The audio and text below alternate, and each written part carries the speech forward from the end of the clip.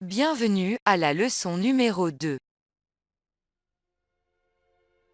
Dans cette leçon, on va voir comment installer le logiciel d'apprentissage. À l'aide du logiciel inclus dans le livriciel, vous pouvez mettre en pratique vos connaissances théoriques acquises, soit dans le livriciel, ainsi que sur la plateforme à pratique. Dans cette vidéo, nous allons suivre pas à pas les étapes de l'installation du logiciel d'apprentissage. Si votre ordinateur n'est pas équipé d'un lecteur CD ou lecteur DVD, pas de souci, vous pouvez accéder à la plateforme à pratique pour télécharger le logiciel d'apprentissage. Pour installer le logiciel, vous allez sur le support sur lequel est l'installable. Pour notre démonstration, nous avons mis l'installable dans un répertoire que nous avons nommé installable GIO, que nous avons téléchargé sur la plateforme. Un double clic sur l'installable et laissez-vous guider par l'assistant d'installation. Vous remarquerez en haut de la fenêtre que chaque étape de l'installation est commentée. Par défaut, la gestion informatisée des organisations sera installée dans le répertoire de la partition C du disque dur, dans un répertoire appelé GIO, en référence à Gestion intégrée des organisations. Cliquez sur Suivant pour avancer. L'assistant va vous demander si vous voulez créer un raccourci du logiciel sur votre bureau. Pour disposer des icônes du logiciel sur votre bureau, cette case doit être cochée. Maintenant, l'assistant dispose de toutes les informations nécessaires dont il a besoin. Pour continuer le processus d'installation, vous cliquez sur le bouton Installer.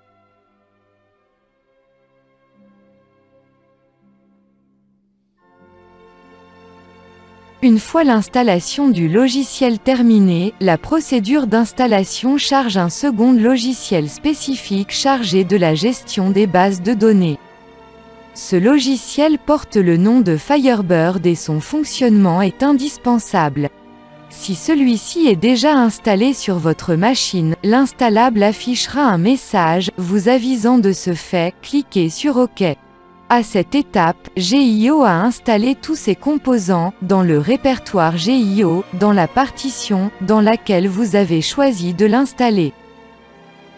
Si vous accédez à ce répertoire, vous noterez qu'il renferme notamment les sous-répertoires suivants. GIO Exe, ce sous-répertoire contient les différents modules du logiciel. GIO Data, dans ce sous-répertoire, GIO stockera les données des différents dossiers avec lesquels vous travaillerez. Cette notion de dossier sera précisée dans la leçon suivante.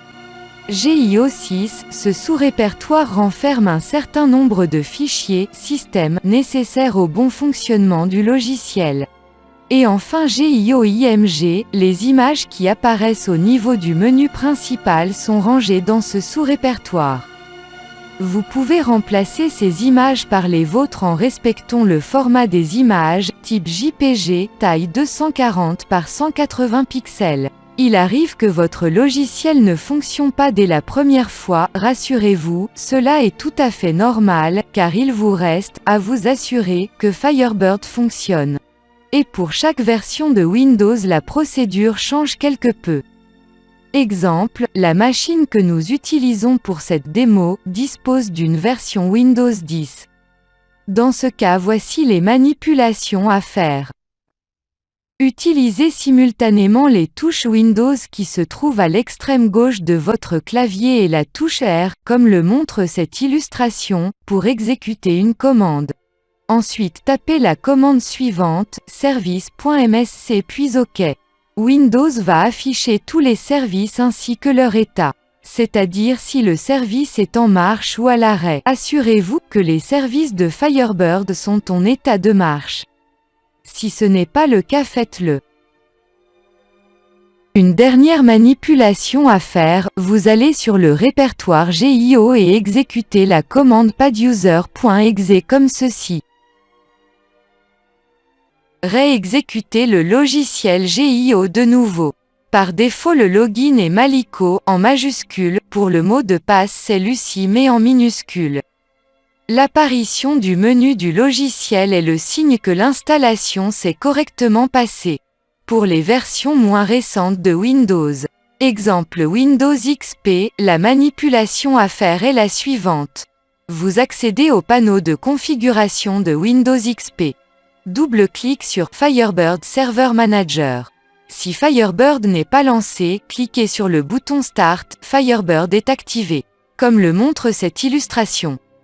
Nous nous excusons de ne pouvoir montrer la manipulation en vidéo pour Windows XP car nous ne disposons pas de machines qui fonctionnent sous ce système d'exploitation.